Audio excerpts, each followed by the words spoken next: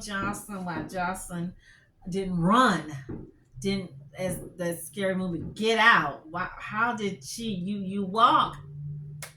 The bridge is here. You walking on the sidewalk to go under. What? There was no need to walk up underneath the thing. What?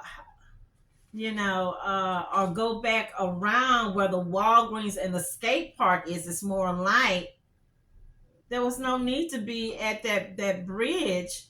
Just yeah, it just kind of like rattle your brain because, like I said, I'm familiar with that area, and I was tell you, I didn't see people out at night walking. I remember there was two elderly white ladies who would walk their dog, and they would walk just inside the complex. Nobody messed with them. Nobody picked on them. Nobody vandalized their car. Nobody said you need to get out of this community because you don't belong. Yeah, I'm going there. I didn't see people walking, and if you walk, it was several people be together. Because, like I said, them guys hang out at that little Valero gas station from dusk till dawn. Brand new details in the murder of 12-year-old Jocelyn Nungaray. We want to thank you for joining us. I'm Keith Garvin. Good evening. I'm Daniela Guzman. Some newly unsealed warrants reveal these images from a bar and a secret meetup with HPD helped investigators track down those suspects. KPRC2's Bryce Newberry has been following this case since the very beginning, and he's live tonight in the newsroom with what he's learned. Bryce? Yeah, Keith and Daniela, these new warrants reveal that Jocelyn Nungaray's suspected killers watched TV with their roommate when their images flashed across the screen. These records also show investigators did not even know their names when they moved in to arrest them after getting help from a tipster hundreds of miles away. Suspected killers Johan Martinez Rangel and Franklin Pena took these pictures at an Ojos Locos in North Houston just hours before 12-year-old Jocelyn Nungaray was found strangled in this bayou June 17th. Investigators released these images of them the next night. Some police looking for two persons of interest. These are brand new photos tonight of the men homicide detectives want to speak with. They saw themselves on TV while watching the news with their roommate. According to this new search warrant, the roommate tried not to react, but instead texted a cousin in Laredo. He was scared and did not know what to do because he was living with two guys responsible for the death of a 12-year-old girl. By Wednesday night, the cousin contacted Houston police from 350 miles away. The roommate made up an excuse to leave the apartment. Houston police picked him up not far away to take him downtown for questioning. The intervention of that person helped prevent these two defendants from fleeing. Another roommate, the suspect's boss, then came to police headquarters, telling investigators he gave Pena a ride home when Pena admitted they made a mistake after partying on Sunday night and hurt someone who was now dead. Both witnesses identified Martinez Rangel and Pena in the surveillance images, appearing to be in the same clothing they wore at the bar in a photo with their roommate the night of the murder. Investigators worked feverishly in the overnight hours, got the arrest warrant signed around 5:30 Thursday morning. The SWAT gang and homicide units then moved in to make the arrests for capital murder. And prosecutors say the suspects asked their boss for money to leave town. One of them allegedly cut off his ICE-issued ankle monitor after Jocelyn. What the family members, what the co-worker said. So no, I'm sorry. What the posters, and I'll post some of these dumb things people said. Somebody said the parent wasn't responsible. Where was she at? What was she doing? Where the dad at? Somebody said the mom is weird. Somebody saying crying but no tears. I saw somebody was saying something about her hair. I mean, you're talking about the woman hair and nails is done with the GoFundMe. They said, well, when she first was on the TV, she looked one way, but once that GoFundMe, you can tell the GoFundMe because look, her hair and her makeup is done. Golly, wow, some of these people. Okay, I want to know, this is my question. Who the boyfriend? Where the boyfriend at? Really, what is the true story? Were they supposed to meet up and he didn't show? Did she just leave to go to the store in the middle of the night and say, "Oh, let me call my little boyfriend, see what he's doing." I talked to one of the little guys that work with me. I like to call him Mr. Frito-Lay guy, the Mr. Frito guy. And he was like, well, when I was a teen, a preteen, we would walk the little girl to the house or walk up, or two or three of us will walk over there. We'll walk the girl to class, or we'll get our parent to pick us up or drop us over there or something. And we did that with two of my little nephews. They didn't have cars.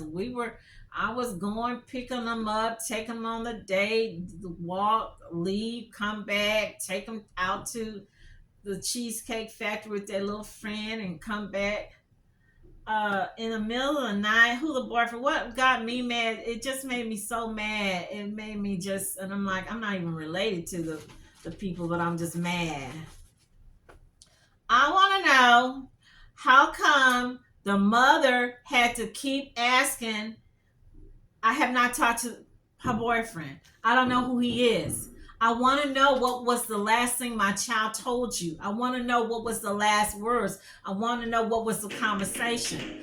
Why didn't this little boy identify himself? Why didn't this little boy, mom or daddy or whoever, take him over there to this woman's house or to her apartment? Why didn't they go over there? They had the memorial. Why didn't he go over there with the information? For 3 days, I saw this lady, Miss Alexis, tell the news people, I have not been able to get in touch with him. No one's contacted me. No one's called me. No one left me his number.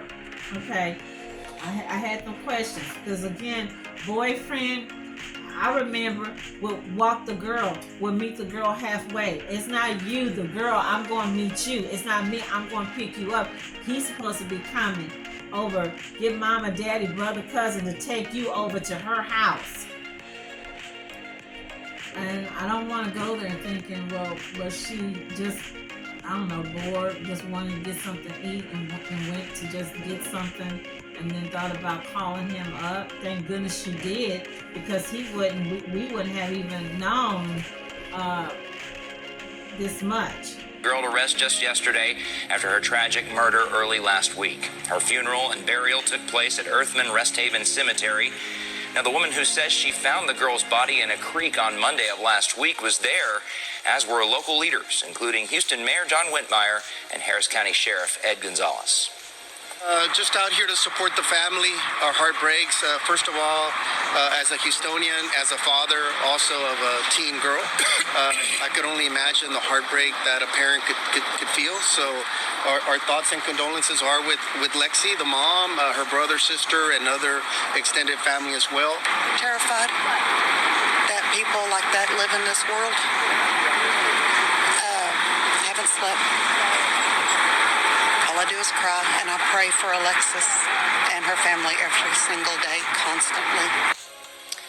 Alexis is little Jocelyn's mother, of course. Mattress Mac also held a memorial service for Jocelyn yesterday at one of his gallery furniture locations. Two men, Johan Jose Martinez Rangel and Franklin Pena, face capital murder charges in Nungaray's death. Gospel show, the man said, the older gentleman said, are you women, are y'all teaching your daughters that men can be very dangerous when it comes to that if they can't get it, some of them will force it, will force themselves? Are y'all teaching y'all girls, how men really are? And then, of course, like I said, the lady said, don't blame the mom. Stop always people blaming the parent for when something happened with the kids. Okay, my friend, I'm going to call her Miss Chicago Deaconess. She has a program. She's working with kids. Moved to Texas, been in Chicago. I forgot how long, but I know she's from a family of five sisters or seven sisters. So they familiar with girl things and all that stuff. So the first thing she said, and again, I don't think you can compare Dallas to Chicago, Houston to Chicago, Austin to Chicago, because like one of my family members like to say, it's just a straight, it's no comparison. So Mr. Chicago says she's noticed the child had no distress, no fear. And that stood out to her. There was no fear, no distress. You know, her daughter-in-law, I believe, I don't know if she's still over there, but I think she was a CBS supervisor. So they're used to working with kids, being with kids. She had a foster home and all that. But she said that's the first thing I noticed. There was no distress. There was no fear. These children are not scared or fearful of anything these days. Okay, so my friend that has a daycare, and I think I shared with y'all, y'all watch my videos. I talked to you about I called them during the holidays. The child hung up on my face. I called back, the child mumbled, "This is my phone," and hung up. And she had shared with me she was having, and that her child's 12. Her, I don't know, but this is not adopted. This is a foster child. So she had been having trouble with her child, and that child just basically picked up and just got her little stuff, called somebody, a family member from another family to pick her up, and she ran out the door with her little suitcase, and the woman couldn't hold her down. So she said that she felt that could it be something going on in the household? Was the child, there's something going on? Was she stressed? Was she acting out? Was she not happy? Does the mom have, I don't know, hey, let's keep it real. Mom got a friend or a man in the house that the child doesn't like, is not getting along? Or is the child just like one of my little older nieces said, was she just, as we say here in the black community, you just fast, you just womanish, you just grown. Don't want to listen to mama's rules. You know everything. You know what Judge Joe Brown said, right? Hard head make a soft behind. It's just sad, but it's true. Okay, 19-year-old co-worker, young girl, petite, little thin girl. I think, yeah, she's 19, just started college, just probably finished high school like nearly 2 years ago. And she's a young Hispanic girl with 2-3 little young sisters under her. And she said she had been hearing the story, but she hadn't followed it. She didn't really know what was going on, so I broke it down to her and told her what was happening. And I asked her just bottom line, you're 19, you're young, and you're the youngest person I've asked. Everybody I've asked has been in my age group or, you know, in their early 30s, mid 40s. So you're the youngest next to my little niece. And so she said, yeah, I would run off. I would sneak out in the middle of the night, but I wouldn't sneak out to go meet a boy. I wouldn't sneak out to go to the grocery store. I would sneak out to go, she said, I would sneak out, me and my little girlfriends, and we would go to the pool. We would go to just hang out, listen to music. So that's what she said. So yeah, so, you know, she admitted, yeah, we did, but we weren't, you know, out to meet boys. She did say they encountered a dude that had pulled a gun on them and tried to get them to go with him, but I forgot how she said how they got out of that, but yeah. So a lot of crazy stuff happened at night, and I'm still one of those superstitious people. I really believe, I'm glad I said superstitious because I forgot about the cat and I want to say something about that. I still kind of feel that we might have some weird things, strange creatures that lurk among us. Okay, so my Frito friend, I should have said Mr. Pepsi dude, he's in his early 30s. He said that he didn't think that the young girl should have been out, that he didn't know why, or did the parents peek or sneak up or watch, you know, walk through the night, you know, and monitor the kids. An elderly lady, one of the customers, she's like 70. The lady didn't look 70, from New Orleans. And right off, I heard her accent. And she was telling me she had 6 kids, 1 girl, 5 boys. And she did not get up in the middle of the night to check on them, because she was one of those mothers that when she said no, you don't do this, you don't go there, I need you to do this, she meant no means no. One of my friends who I share with you had been, I knew her from when I used to work at the federal courthouse. So she's been at Lakewood, I think like 30, 35 years. And she was like, I didn't have to get up in the middle of the night because my kid is a good kid. My boy is a good boy. I never had to get up in the middle of the night. I never had to watch him. I never had to check up on him. I never had to sneak up on him. Okay. I got something to say about that. Hopefully, she's not watching my video. Okay? Hopefully, she's not watching my video. I got something to say about the cat insecurity. It's not about necessarily your kid being a good kid, your kid don't get in trouble, your kid don't run off. It's so much stuff that's happening. You know, you got people that have these wild animals, have these pet snakes. They get away, that might crawl or creep into your house, into your child's room. I shared with y'all the story I did a few months ago. Watch my video where the man jumped into this woman's child's second story house, got through the window, kept the child or molested the child for almost 2 hours. And then after he left, told the child there was a sniper out her window, and if she moved, they would shoot her. And the child was in fear for a whole hour, did not call her parents.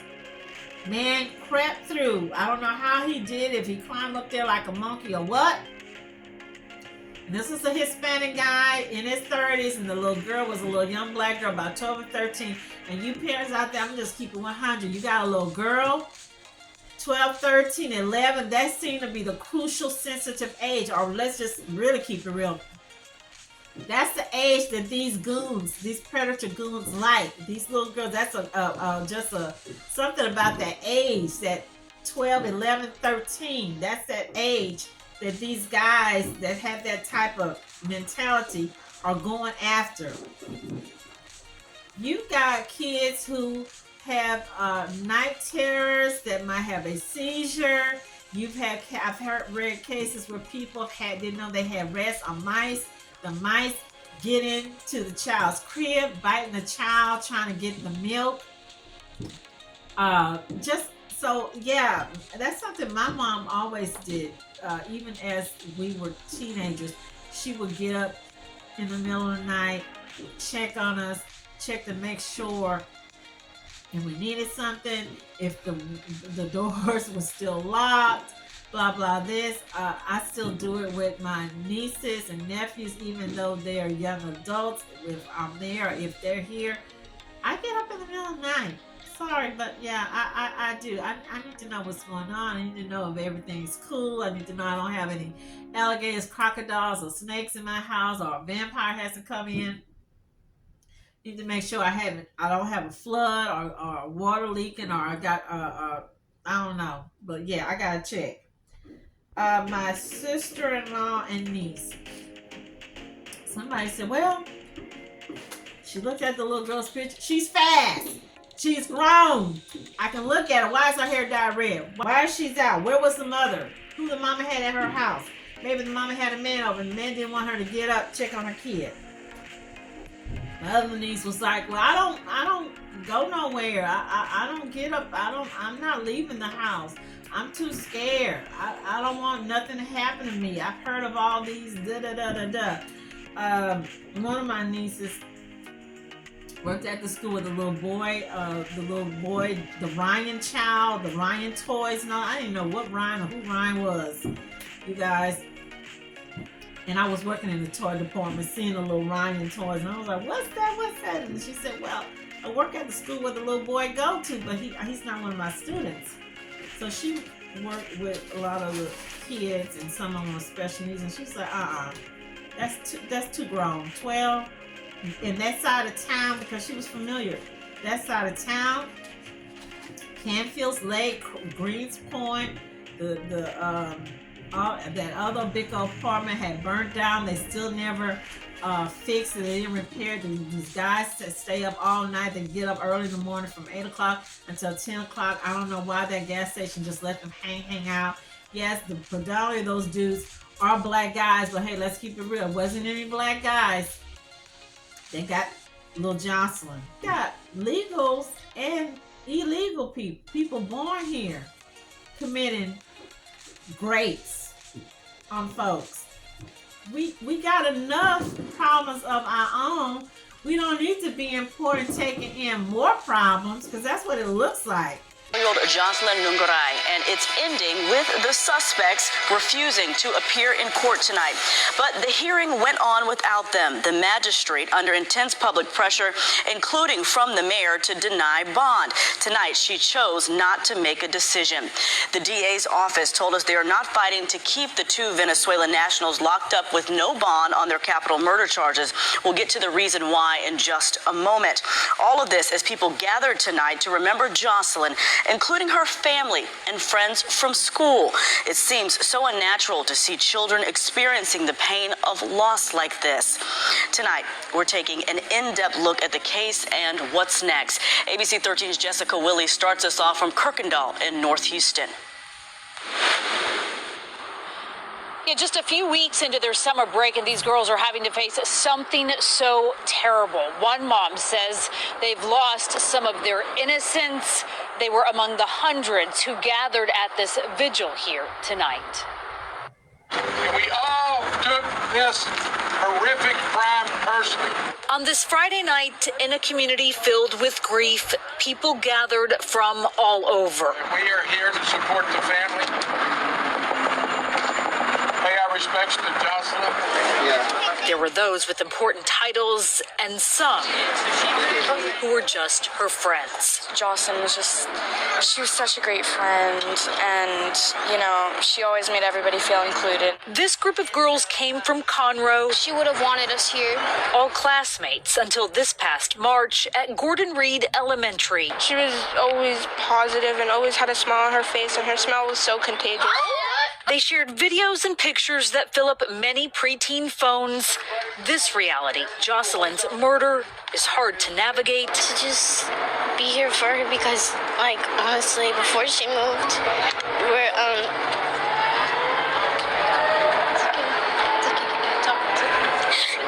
They are all just 12 years old. it's like multiple emotions. Like, it's like anger, it's sadness, it's everything. And it's heartbreaking that people that young have to go through such a terrible thing. And it's just, like, hard to understand, and it's hard to believe that, like, such a, like, sweet little girl is, so it's just, like, hard to believe, and it's really upsetting. The girls say Jocelyn used to share her dreams with them. 7th grade will be hard. This, one of the most difficult things they've faced. Doing it together, though, makes it easier. I just feel like coming here, like, honors her and her memory, and hopefully she's here and she knows that we care about her and we're praying for her and her family, and we just wanted to support them. Jessica Willey, ABC 13 Eyewitness News. The cat, I read where the mom said she got up, during the night, the cat was making some kind of noise. And I told my co-worker, the little 19-year-old, because she loves cats. And cats, as you know, are mystical. They are very highly intuitive, psychic creatures.